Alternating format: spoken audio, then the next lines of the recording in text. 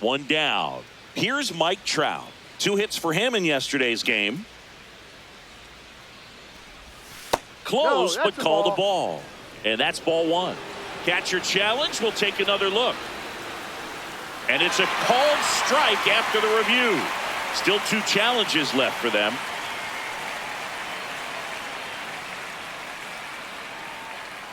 Here comes the 0-1. Swing and a ground ball. Oh, nice play. And that's a great play for the out. Look at how he dives right there. Is able to pop up to both knees. Not enough time to get to his feet, but he threw a cannon across the diamond to get the runner. Into center. And it falls to third. Safe. Not in time to get him, and it's first and third with 2 away. He made that look easy, keeping his bat in the zone on plane for a long time. That leads to a high contact rate and more barrels, Boog.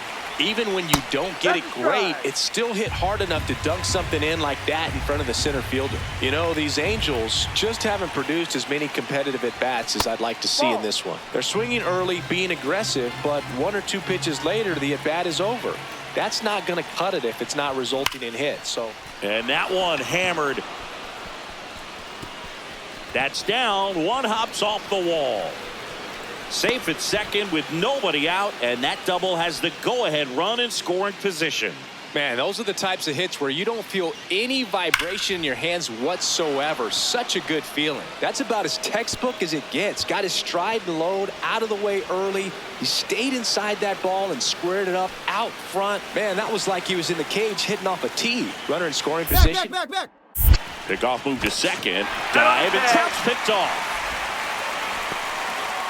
All right, flat out, this just cannot happen. You can't make that kind of mistake at second base with nobody out. You've got to make sure that you're tight enough to the base. So what if you don't score on a single to the outfield? You're in scoring position. That really hurts a potential rally here. That one in there to Mike Trout. Tying run is at first, and we're at the top of the 5th.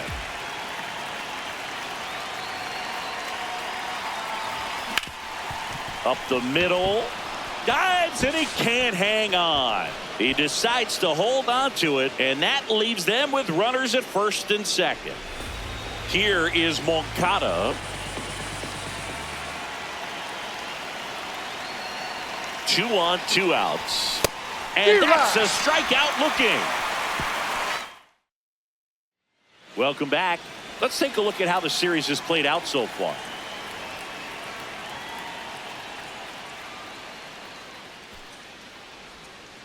That's smacked on a line to center. And there's 1 down. Here's Trout.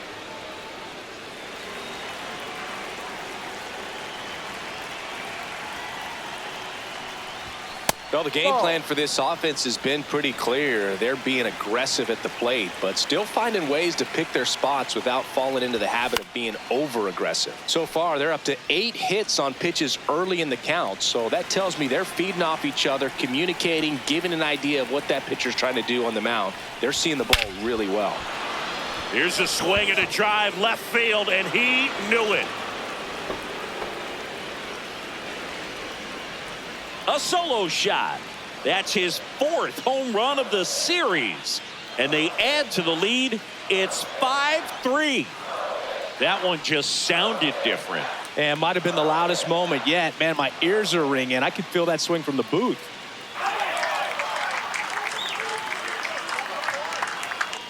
Well, I'm sure there's a big grin on his face right now, Boog. He's probably had some of those that didn't stay fair, but off the bat, it looked like it was going to bend foul. Was able to keep it in there, tucked it nicely, and he gets to jog around the bases. Good for him. Isaac Paredes up next for the Astros. Tying run at the plate. Line drive. And a base hit. Lead runner makes the turn at second. He's in there. Well, just a nice job coming through in a pretty high leverage spot right there. Now that sets up a huge at bat in this ball game. And it may be a long shot, but a triple here will give him the cycle.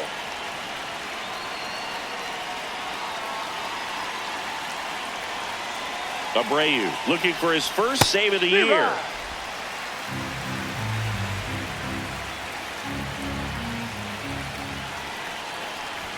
Swing and a miss. That one at 99. That is strike 2.